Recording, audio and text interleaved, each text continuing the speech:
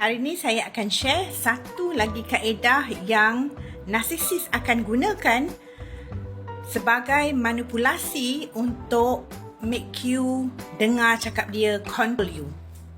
Saya Faizah, counselor dan coach yang menyediakan perkhidmatan, training, counselling, coaching online dan juga bersemuka.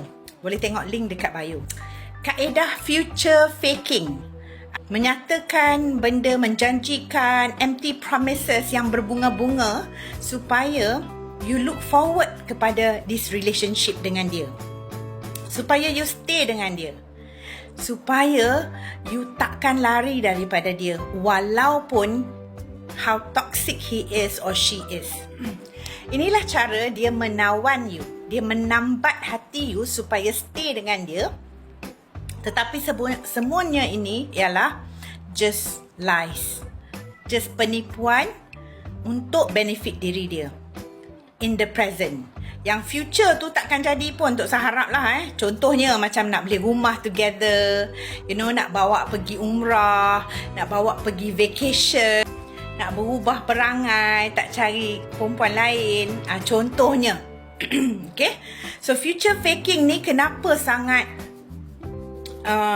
mengecewakan, sangat menyedihkan, sangat menjadi sesuatu yang trauma kepada pasangannya, sebab dia akan mengelirukan pasangan yang normal ini. Mangsa akan jadi sangat keliru, sampaikan cognitive dissonance, iaitu dia akan jadi keliru dan sebab apa? Dua benda yang conflicting depan mata dia berlaku. Kata macam ni, tetapi kenapa macam ni? You nampak tak? Tetapi you tunggu lagi. You akan stay dan tunggu untuk dia berubah, tunggu untuk apa yang dia nak bagi tu sampai dapat. So this is so twisted, kan? This is so sick. Sampaikan manusia yang normal boleh tunggu dan boleh tertipu dengan dia. Now, apa jadi bila you nak belah? Masa tu dia akan bagilah you sikit ke arah apa yang dijanjikan tu. Dia bagi you sikit supaya dia tambat you lagi.